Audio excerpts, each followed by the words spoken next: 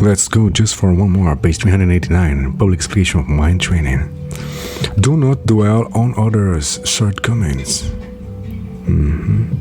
Not dwell on other or speak of shortcomings, whether in relation to mundane norms or to the secret dharma of sentient beings in general, of those who have entered the order in particular, and especially of your friends. If you happen to perceive such failings, recognize them as your own flaws or delusions. The third guiding mind training in relation to actions is presented in the following line. Do not speak of the defect of others, calling others sickly, blind, and so on in worldly terms, or calling them ignorant, morally degenerate, breaks of oaths, and so on from the perspective of the trans-worldly dharma, makes it impossible to achieve realization such as that of mind training. Such acts are called carrying a spear pointing at others. Conceivably, too, that monastic custom of enumerating each other's transgression may sometimes be inappropriate. Guiding mind training in relation to yourself. Second, guiding in relation to oneself is twofold: in relation to attitudes and in relation to actions. The first is presented in the following line: destroy all rationalizations. Rationalizations like, these individuals did this unjust act to me, and so on, undermine your mind training. You must discard all such negative thoughts. The second guiding relation to actions is presented in the following line: whichever of the two arises, better than both. Since you risk giving up Dharma practice, you have no forbearance when either of the two situations, prosperity or misfortune, arising. It's crucial that you are able to bear them. If you were to suddenly enjoy great prosperity, you might think, I have accomplished all of this myself. There is no one above me.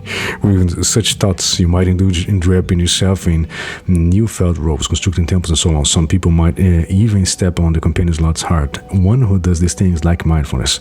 The master said, some become conceited when they attract disciples, but your gifts honors, and then they belittle others, indulging in abused behavior. These things happen when you fail to build prosperity. Never become conceited by prosperity or become attached to it. Make sure you don't fall prey to mundane concerns, but instead take the necessities conducive to mind training practice. When your further increases, it's important to stay humble, the master said. Alternatively, when as a result of misfortune you become so impoverished that you feel the only thing lower than you is the river flowing under the bridge, you might become desolate and think, why is this happening to me? You might despair and become incapable of engaging in any virtuous acts and think, how is Dharma practice possible in my condition? And is the saying, being impoverished, negative karma to reflect, you risk losing your spiritual practice when this happens. Since all this comes from lack of forbearance, reflect compared to the gulf between the happiness of the higher realms and the suffering of lower realms. There is not much difference between happiness and suffering within the human realm. So determined to avoid such distraction and fortune, endeavor to enhance your virtuous activities. You should be capable of bearing both happiness and suffering, just like Langri Thangpa. Whichever of the two arises, prosperity or misfortune, have the thought, if I do not engage in Dharma practice at such times, when then do I do so? This is stated in the following: even if you are prosperous like the gods, pray be not conceited. Even if you are destitute like the hungry ghosts, pray be not disheartened. Guiding mind training in relation to both self and others. Third, guiding mind training in relation to both self and others is presented in the following lines: learn to ensure ease in your practice, overcome all errors through a single means.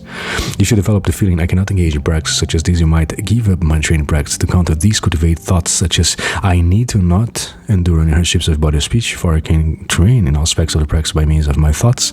It's simple, I don't even have to prepare the meal for a single household.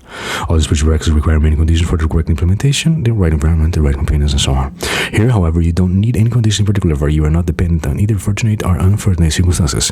Whether you have prosperity or misfortune, whether you acquire all the right conditions or like some of them, whatever occurs, you can take that very situation as favorable for practice.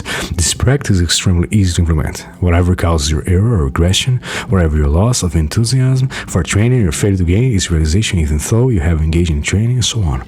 Willingly in place that circumstance and use it further your practice. Right? Just one more reading, page 391. Mind training.